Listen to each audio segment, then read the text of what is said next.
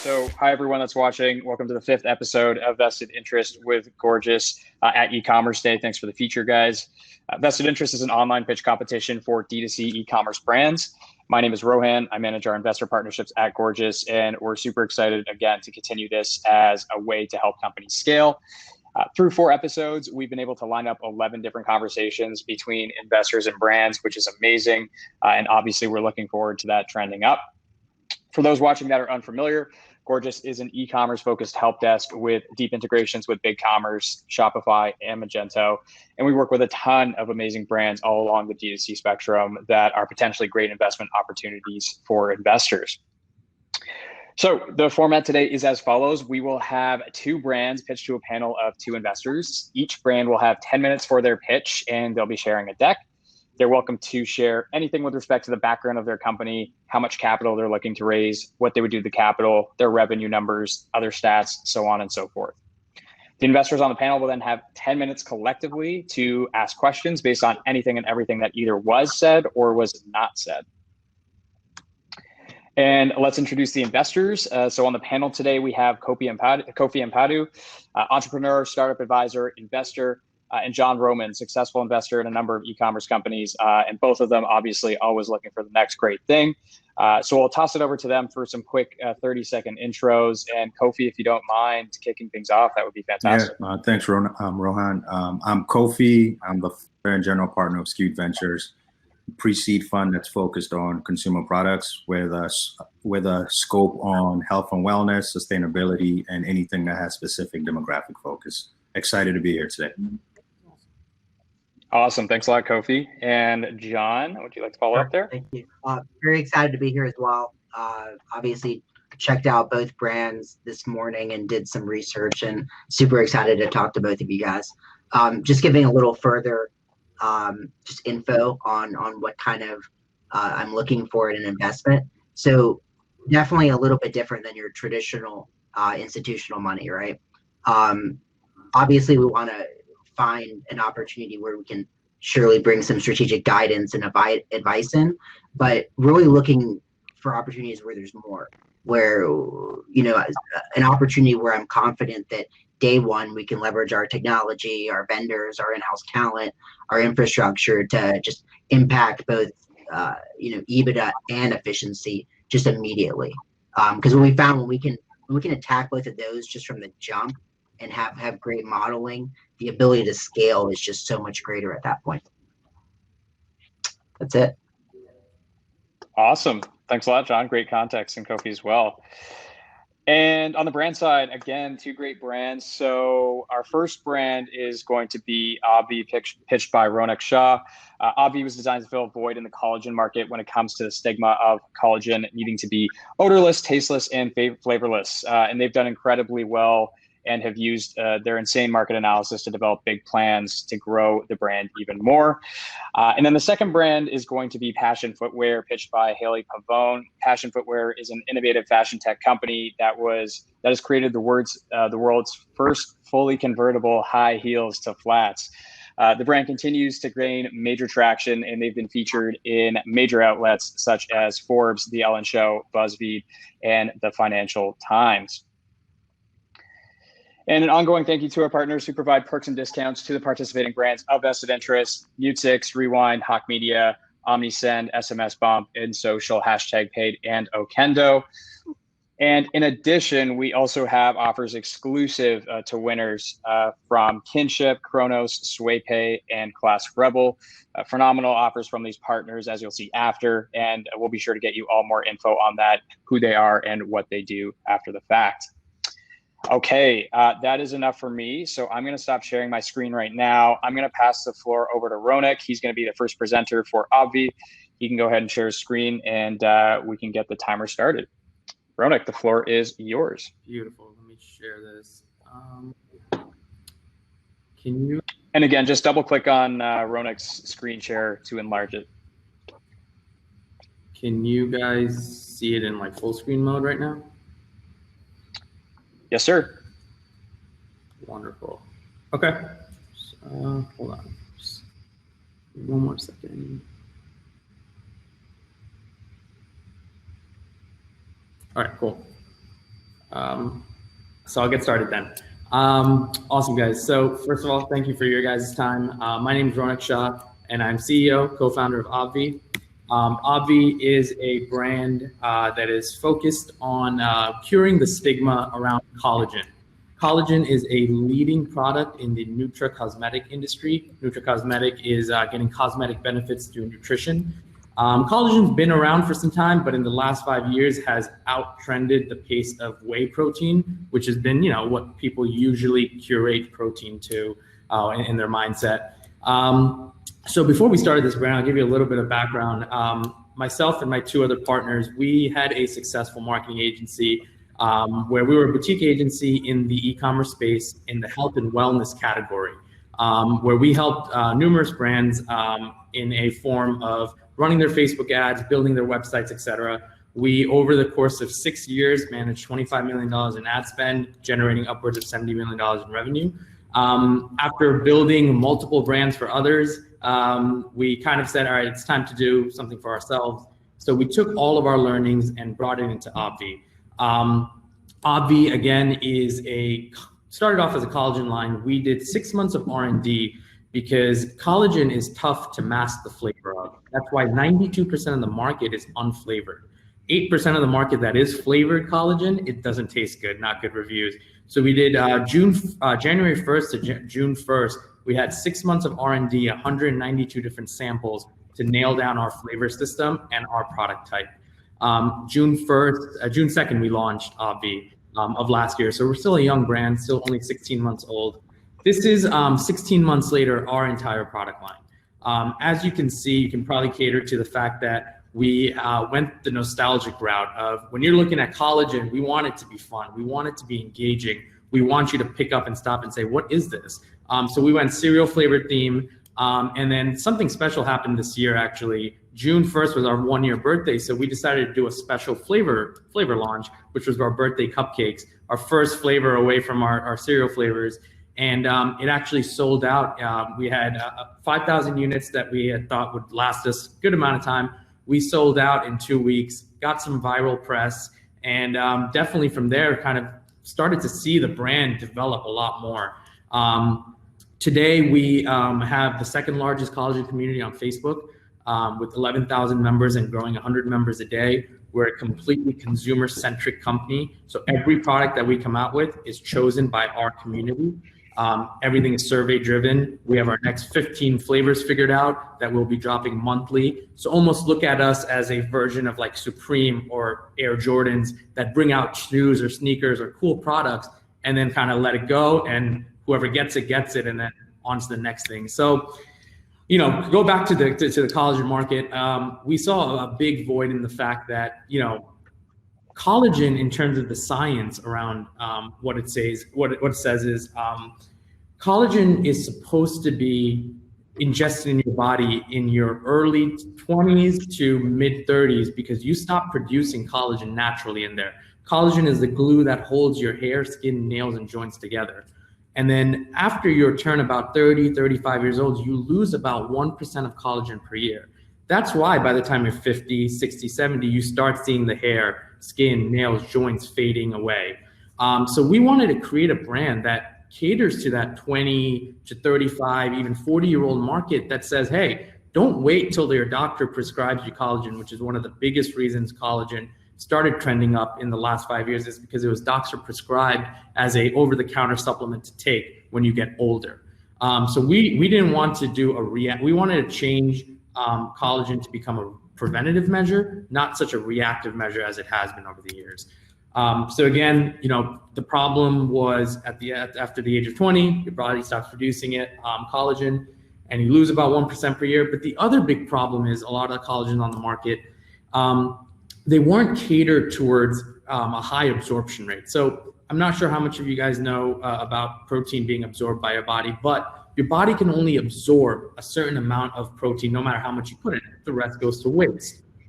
We are the only collagen brand, and this is why we call ourselves first to market, to add vitamin C, vitamin E, calcium, iron, magnesium, and biotin to our collagen formula, making it one of the most premium formulas, but also the highest absorbing market till date.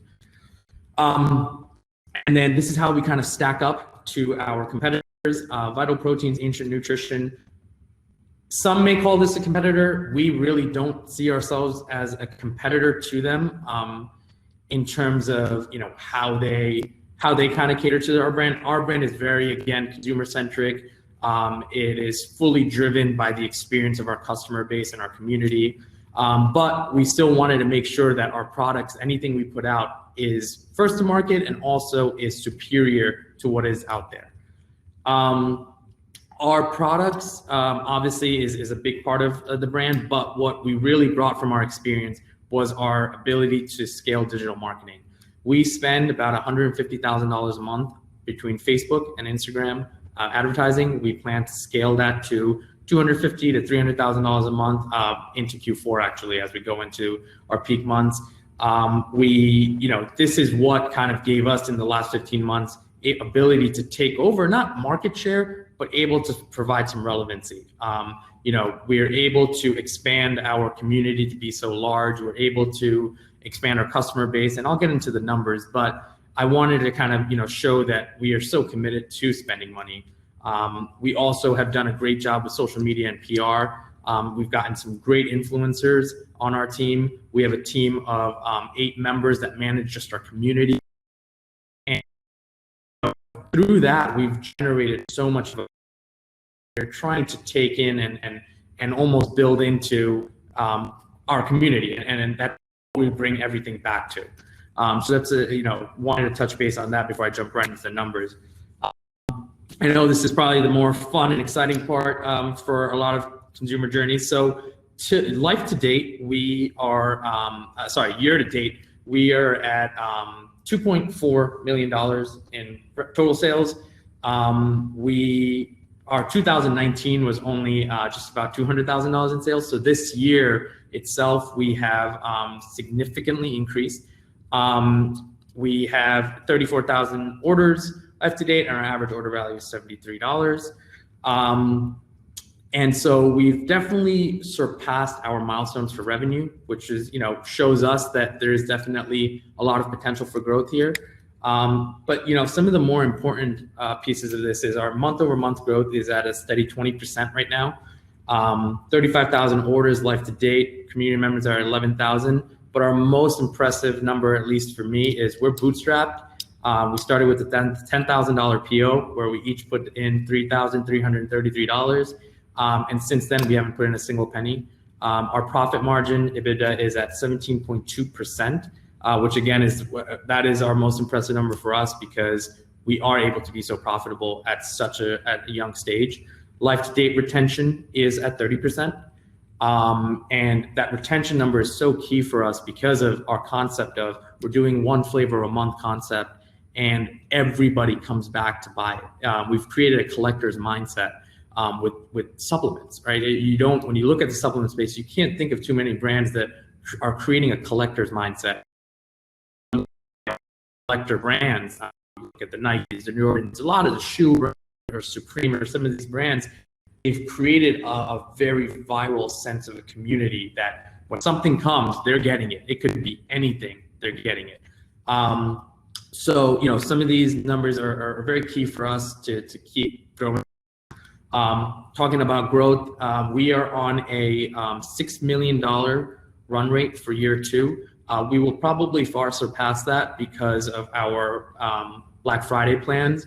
But 6 million is our very careful because our last 3 trailing months was 1.5 million. So I think 6 million is a very conservative rate, but I think we'll definitely surpass it. Year 3, we do think our year-over-year growth will obviously get steadied a little bit, but we do still plan to grow at 300%. With an 18 million target revenue for year 3. Our ask is $2 million.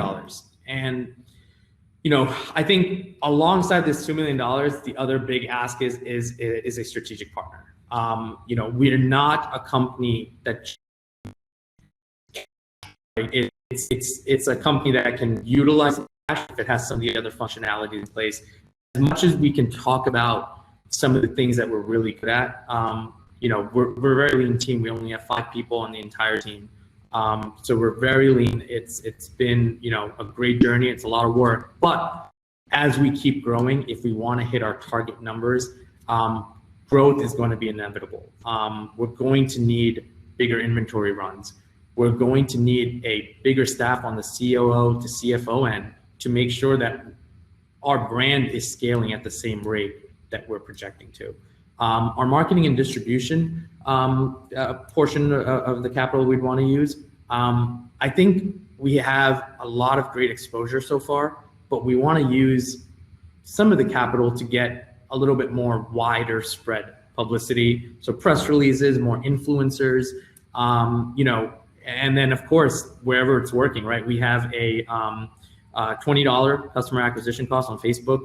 We're scaling that as we speak. 80% product margin, scaling that as we speak by always constantly working with our supplier to get us better rates. So I think the use of our capital, I think we have a good idea of how to use it, but I think that strategic partner can come in and say, hey, when it comes to operations, here is how to go with staff. Here's the step you should take for, spreading out your inventory.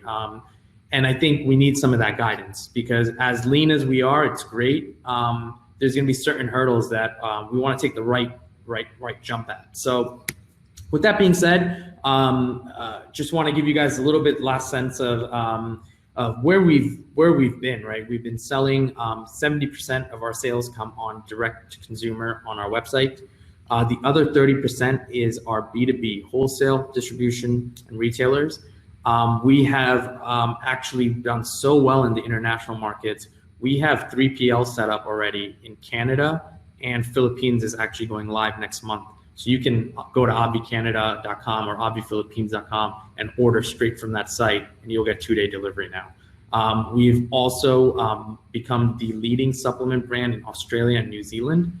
And all of these efforts have come from the virality of our product, how different it is. It's why we struggle sometimes saying, who is our competitor? Who's similar to this? It's not about that. It's about being completely different. I think where we want to target getting into is big box retail, juice shops, spas, and boutiques. That's where that strategic partner can hopefully help us guide. We have had a lot of early with our kids line and then target with our collagen line, but we don't want to press the button just yet until our infrastructure is ready to go.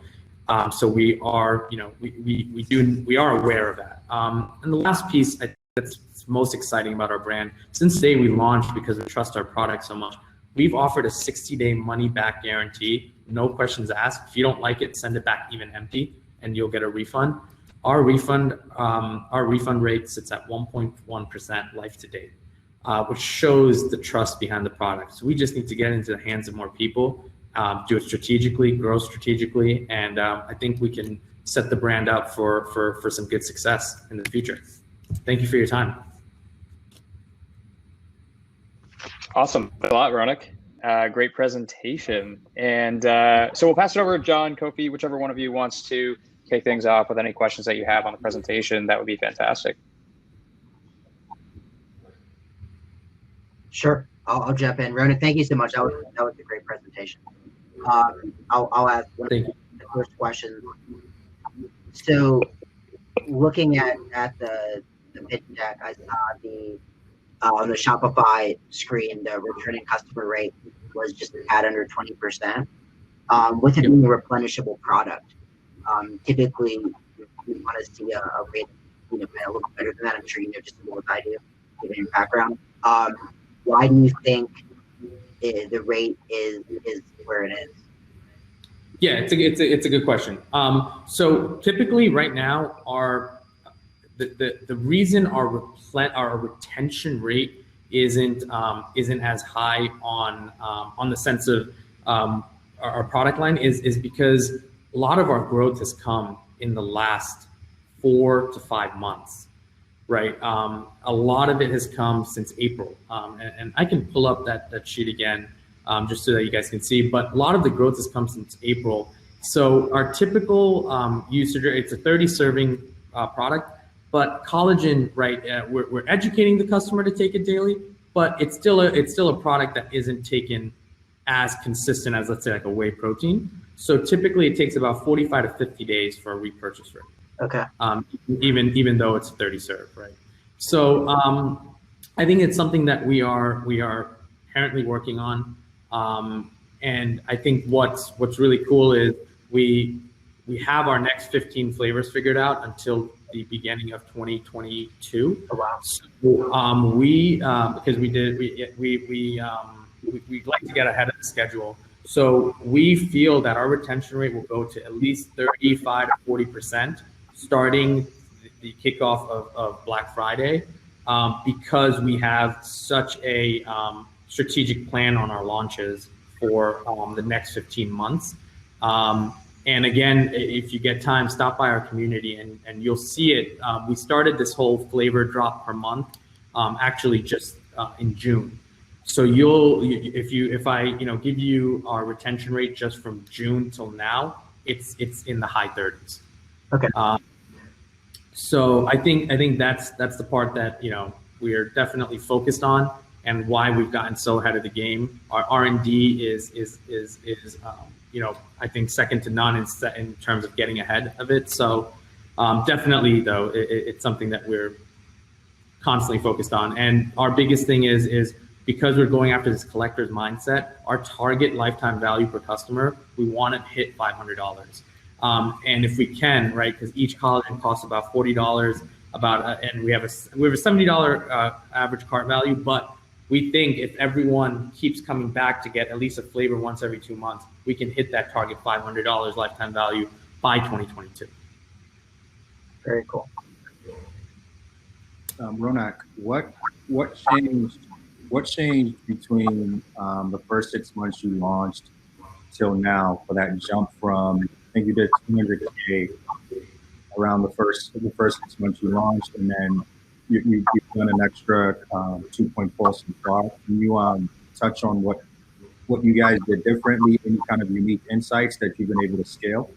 Sure. Yeah, there's a lot of different things. I think one of the first things is when we first launched in June, we sold out in the first 22 days. There was some press around it too. It was pretty cool. But what we realized is we don't know what to expect with this brand, because we're going and venturing out on something so different. The first 6 months, we had trouble staying in stock. Our revenue, even though it shows 15 months of revenue, we were probably in stock out of those 15 months, probably only about 11 and a half months. So the first 6 months, we did have trouble staying in stock, because as soon as we start scaling, and because we were bootstrapped and being very kind of careful with our money too, we had trouble getting ahead of inventory. The last 6 months and going onwards, we've worked with our manufacturer to get excellent terms. We've worked with our manufacturer to get ahead of our entire production schedule. And then lastly, we worked with our manufacturer to give us pretty much front of the line access for anything we need. So you'll see April onward, which is also when we also started implementing some new SKUs, and our kids line, which is really, really cool line. We were able to create a lot more experiences on our website too. So bundling, a lot of our orders are bundles. So people will go and shop a mommy and me bundle, right? Mom collagen for the mom, kids protein for the kid. They'll buy a beautiful burn bundle, which is our fat burner plus our collagen.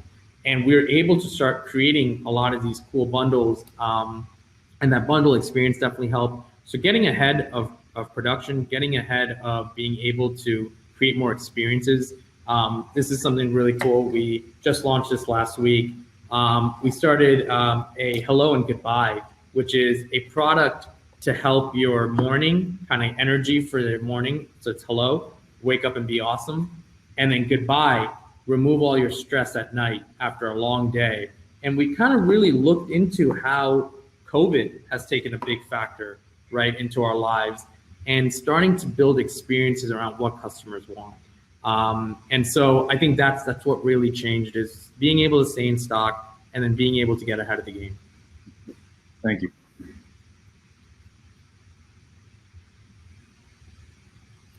Hey, one quick question. I'm only asking this because, with it given your background, I think you could probably answer this, while many probably couldn't.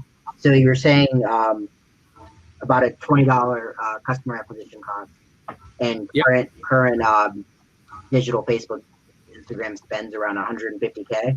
Yeah. Are you at the ceiling of that, like of diminishing returns, or do you think there's more runway on that? There's a ton of runway, and I think for us, what's been tricky is not that we're having inventory. We don't have any inventory concerns, but as we scale, what we're learning is what people are buying is it's affecting other parts of our inventory cycle. So when we start scaling, people are buying obviously more things. And so we're actually just learning as we scale. So about like right now we're doing, let's say, just around $15,000 to $17,000 a day, right? When we gear that up to getting to $20,000 a day, there's a shift in what is being bought more. And so we're learning, and so we're pacing ourselves. We don't want to go through what we went through the first 6 months, but we want to make sure the next 6 months is at a good pace. What we have planned for Black Friday is actually very, very big. We have some very lofty goals, and so we're also gearing up for that. But we're in no way at the ceiling at this spend. Hence why if we were able to get the money, we would definitely spend more, and we consistently are spending more. Have you, even though you have a good grasp on your CAC costs and obviously that side for scaling, have you looked at or thought about a subscribe and save model for just forecasting and predictability? Yes, great question. So we are in the process of actually completely coding out our website to make it much faster, to build the subscribe and save option. We're also doing a pretty big loyalty program, and our app is in the midst of being made. And so there's going to be a lot of experiences that are coming.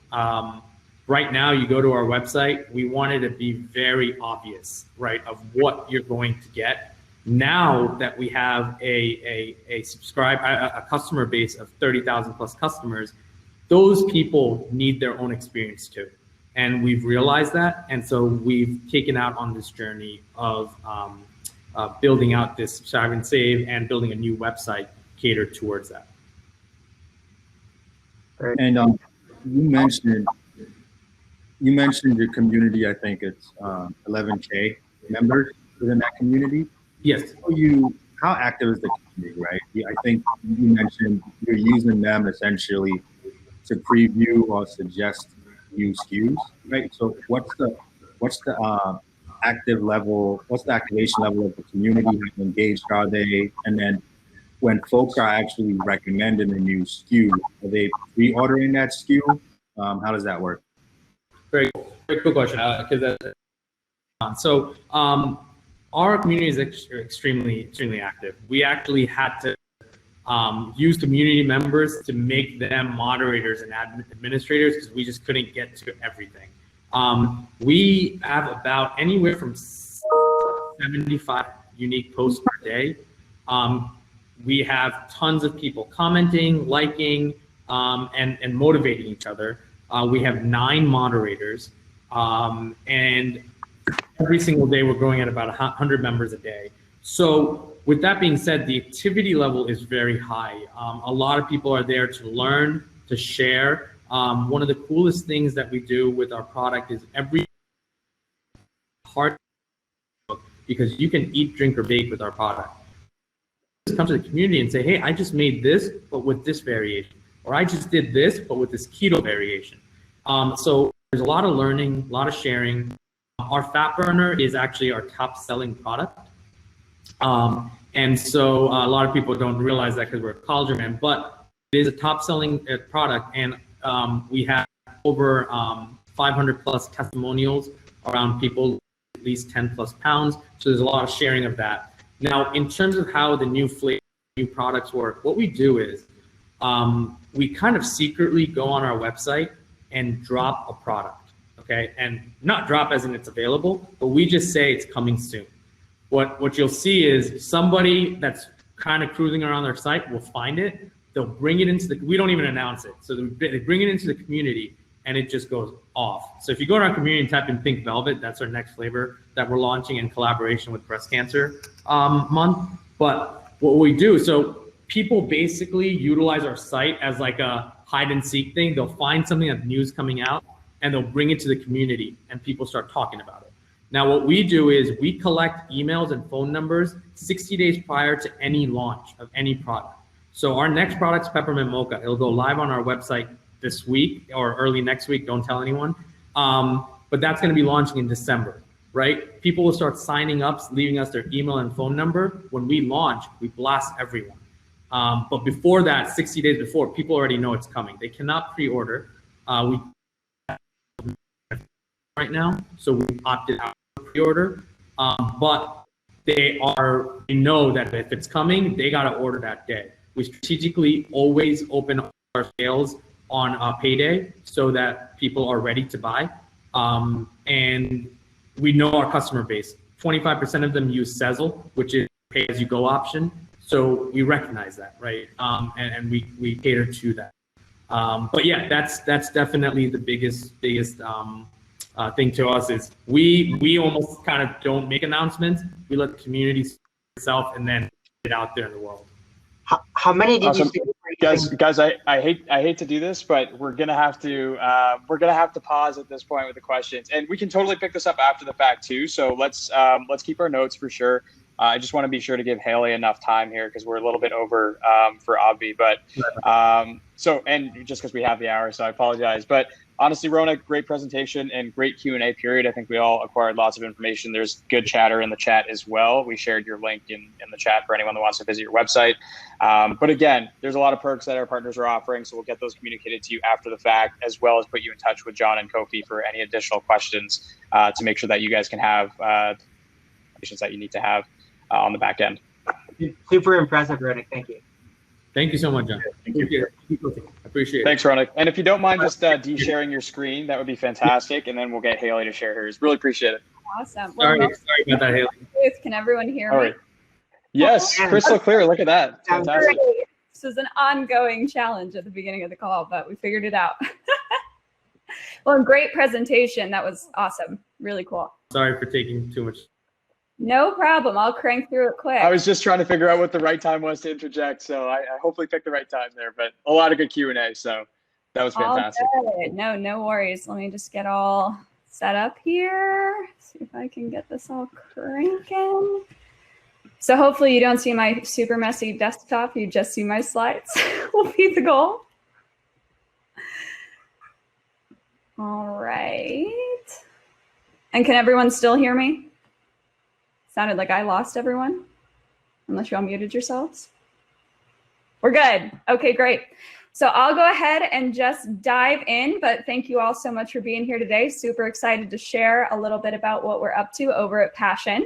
So good afternoon, everyone. My name is Haley Pavone, and I am the founder and CEO at Passion Footwear.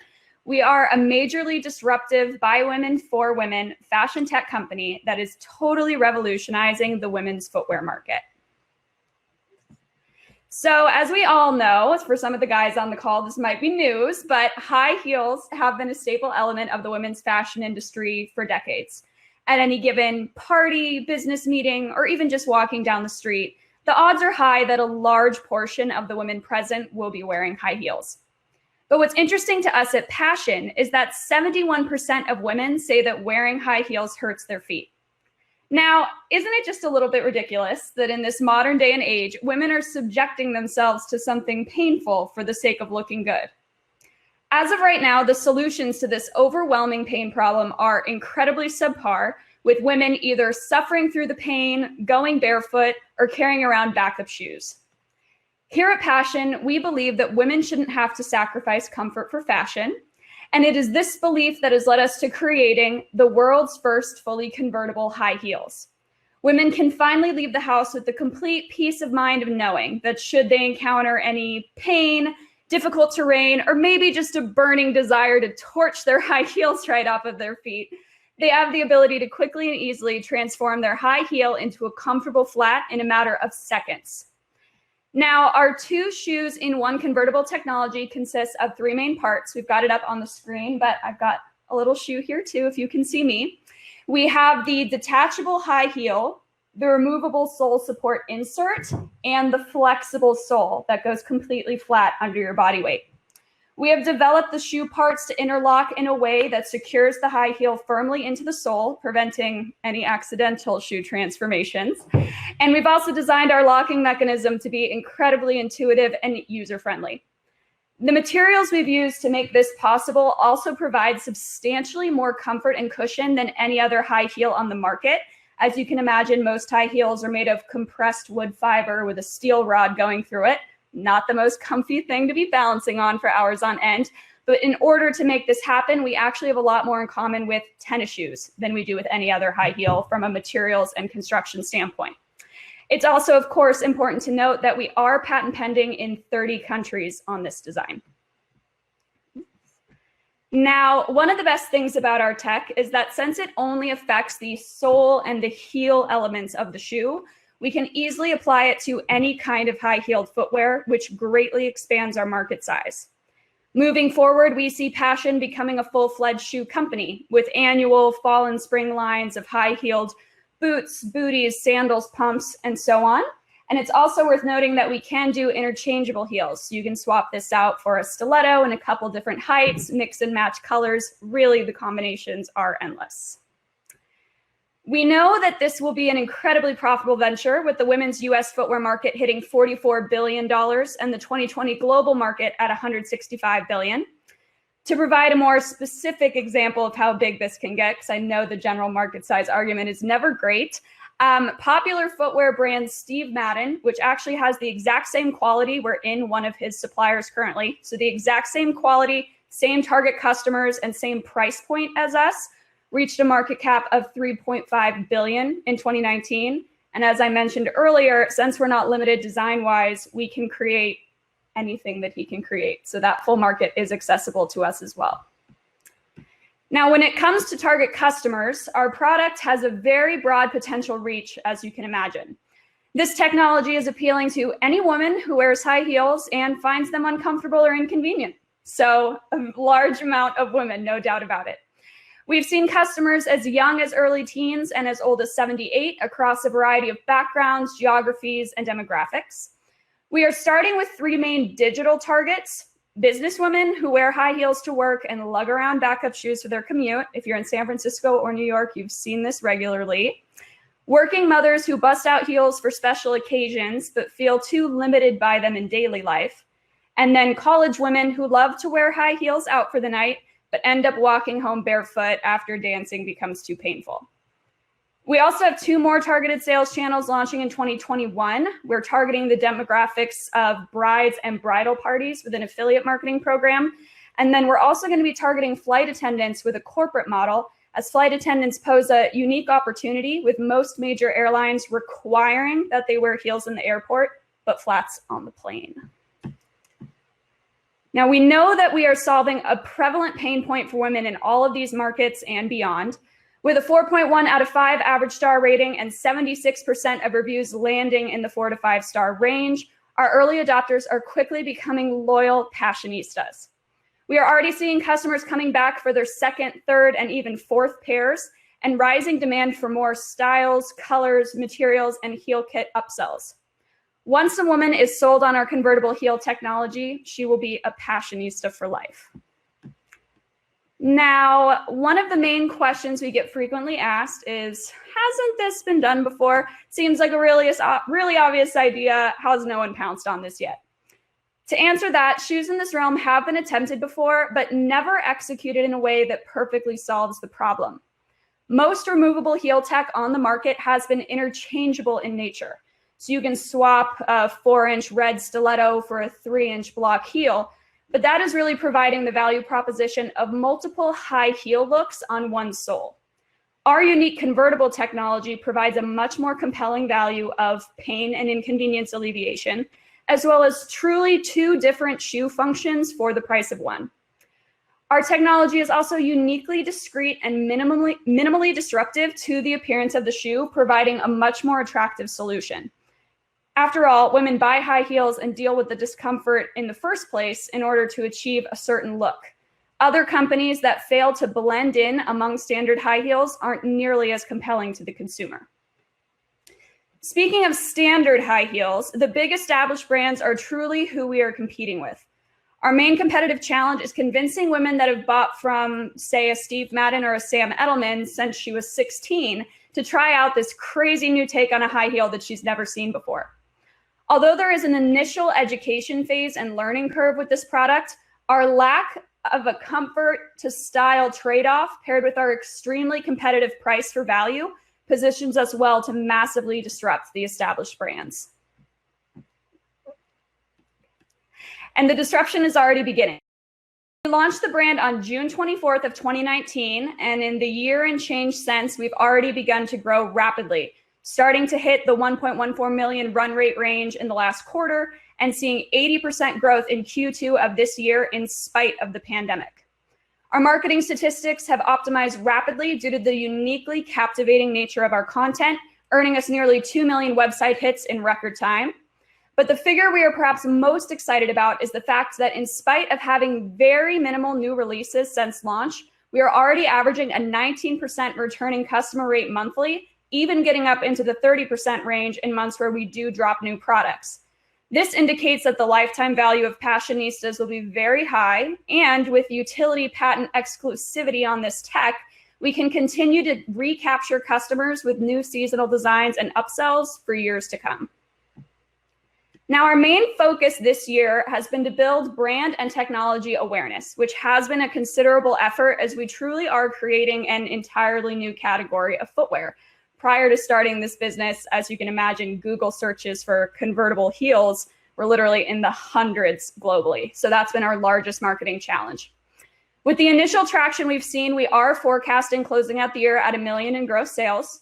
And we have big plans going into 2021, including launching that targeted wedding and airline channels that I mentioned earlier, continuing to release new products to further expand our brand appeal, and also launching a full footwear customization platform, allowing women to build their dream heel on our site. This customization model has been massively trending in the D2C space and has seen great success in athleisure footwear, but we will be the first in the US to bring customization into women's fashion footwear. Another item of note in 2021 is that we will launch a new version of our mechanism, which is reducing the amount of metal in the product, and it will cut our cost of goods down by an estimated 20 to 30%, as well as making the product 3 to 4 times more scalable. For this reason, we are forecasting hitting monthly profitability in Q3 of 2021, and then we will reach annual profitability in 2022 with further awareness, expansion, and launching optimized international fulfillment, allowing us to bring convertible heel tech to the global market. Last but certainly not least, the Passion team is armed and ready for success. I'm backed by a seasoned fashion e-commerce COO, a professional footwear development team with years of experience creating innovative new footwear products for big names like Nike, Adidas, Ariat, and Keen, and a skilled VP of marketing whose in-depth understanding of our target customer is reflected by how quickly we've been able to achieve the industry-leading KPIs that we see today. Now, of course, the moment we're always waiting for: what do we need to take convertible high heels to the next level? We are opening our first price round, a $2 million Series Seed raise at a $10 million pre-money valuation. This capital will go towards further product development and product line expansion, including that new mechanism that I mentioned earlier. Marketing efforts, of course, being a footwear brand, marketing is a primary function of the company. The expansion of admin and ops teams to keep up with our rapid rate of growth, and supporting inventory as demand continues to skyrocket. So thank you guys so much. I would love to open up the floor to any questions. I can kick it off. I saw on the slide with the star rating that you have, I think, 74 point something 4 stars and 5 stars. Do you have any insights from? 70.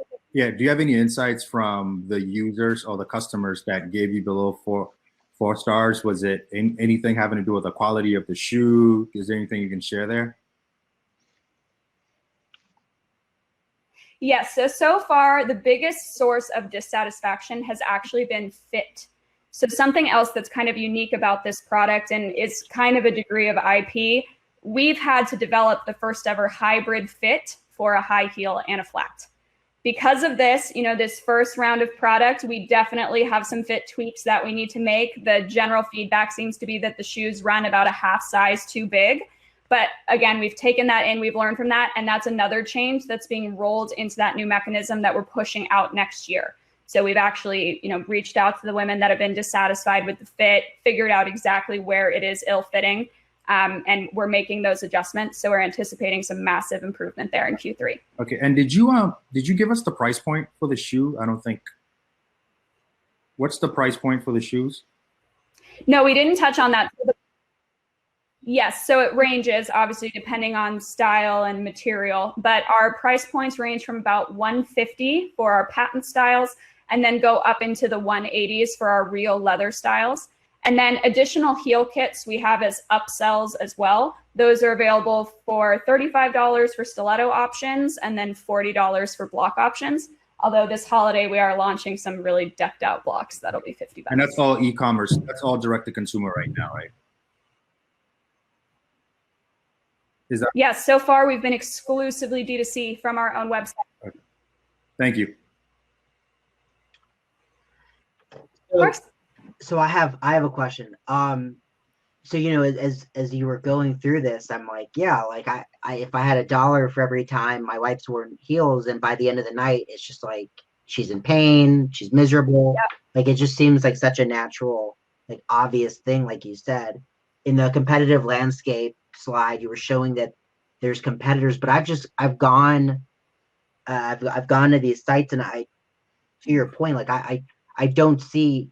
Am I missing something, or is there not someone that's taken the approach going complete flat? Yes, so no one's gone complete flat. So to kind of expand on this a little bit more, what really sets us apart is our removable sole support insert and how that works in conjunction with the flexible sole. So if you look at everything else, they have different variations of a heel that comes off or some kind of height adjustment. I think it's Gina, the heel folds in and reveals a lower heel and that kind of thing. But at the end of the day, you're still in a high heel. I'm going to assume you don't wear high heels super regularly, John, but if you're in one stiletto and put on, maybe, who knows what you do on Fridays, right? You totally know what I'm talking about. Thursday. But Thursdays, there we go.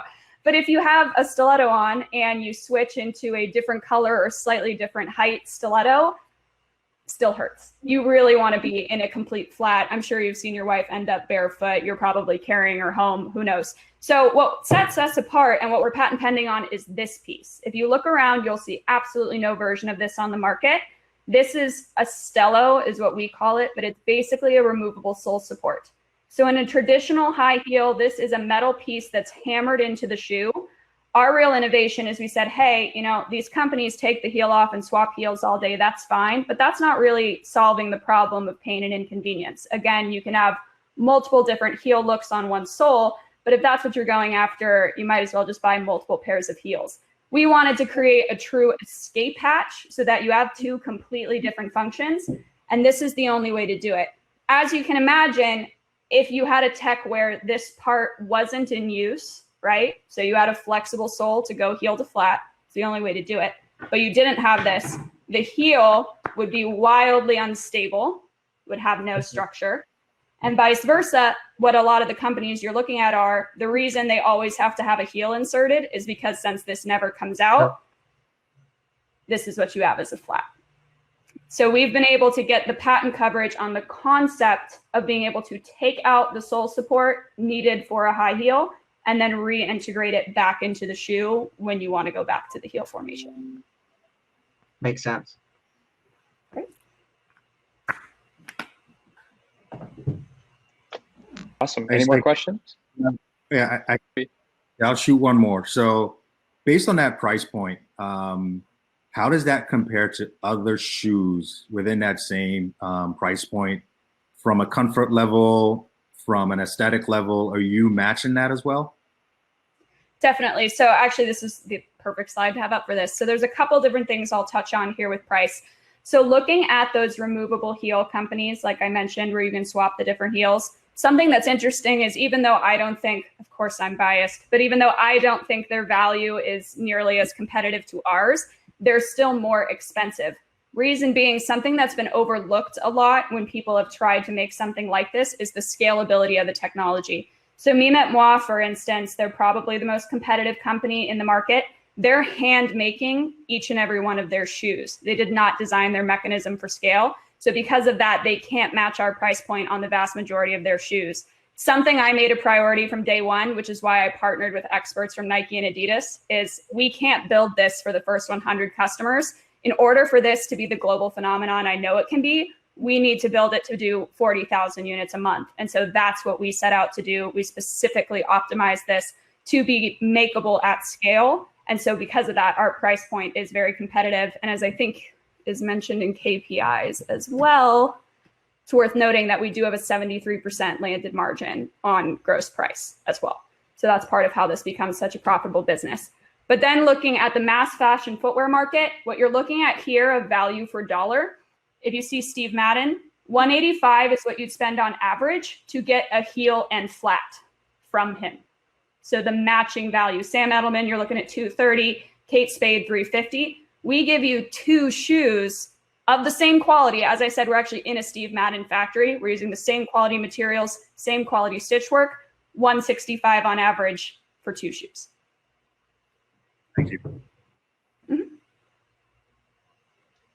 We probably have time for one more just in case anybody has a question. So I'll just, the investors here. Yeah, I do. And forgive me if you touched on this. Obviously, it's a problem that you and every woman that's ever worn a heel for the most part. But how did you, like, how did this happen? How did you say, hey, I'm going to do this? Like, is there a story behind it, or? Oh yeah, this is a good story to make fun of Rohan's comment about this being a comedy show. So fun fact about me, I'll give you the brief backstory. I actually started this business when I was in college. I'm only 24 as of now. But I came up with the idea when I was 20 years old. I'd struggled with my high heels my whole life. I was always an avid high heel wearer. And on a particular night, I was out at a sorority function with a bunch of my girlfriends. I'd worn 6-inch high heels, as college girls do to those kinds of things. And I wanted to bust a move on the dance floor. Can't do that in 6-inch high heels. So I had ditched my shoes and was on the dance floor barefoot, as young women do at any wedding or event like this. I'm sure you've all seen it. Unfortunately, on this particular evening, tragedy and inspiration struck. One of the other young women present dance stomped on my foot with the ballpoint of her stiletto and actually impaled me through the foot. So very aggressive. But it all turned out okay. Obviously felt very inspired. So that night when I was unimpaling myself, it really hit me looking around the room. 90% of the women at this thing were barefoot. Basically everyone was, other than this young gal that had just impaled me. And for some reason in that minute, it just hit me how insane it is that there is societal pressure for women to wear high heels to professional or formal events. That's a given. Everyone knows they hurt, and yet there's not a single marketable solution. So I just became obsessed with the idea. I was studying entrepreneurship in college at the time, buckled down and started chasing it my junior year and was able to graduate and come on full time. I love it. That's awesome. It's a good story. Thank you. Yes, definitely invented out of necessity. Yeah. No one should be barefoot ever again. It's really bad. That's awesome. Age 20, that's super impressive and phenomenal pitch as well. I was just talking to the investors offline, and Ronak, Haley both did a phenomenal job. So, just because we're right at 4 o'clock here Eastern time where I am and 1 o'clock on the West Coast, what we're going to do is we're going to just sync offline, and I'll announce the winner to Ronak and Haley through email. But again, a ton of partners are providing benefits to both of the brands, and we'll get those details over to them as well. But for now, with the minute that I have left remaining, I just want to thank Kofi and John again for coming on to judge the competition. These guys are seasoned investors, a number of investments that they've made over the last several years. And of course, Ronak from Obvi and Haley from Pashion Footwear, like two really, really great ideas addressing a market that's been underserved. So thank you guys for coming on and pitching your ideas. Great brands, great companies, and of course, great founders. and we're going to be in touch after the show. And everybody else tuning in, thanks for getting in touch. If you want to talk to me, if you want to apply for vested interest, then you can reach out to me. It's Rohan, ROHAN, @gorgias.com. Aside from that, I think that might be it. So thanks again, guys, and we can all hop off now. Thank you.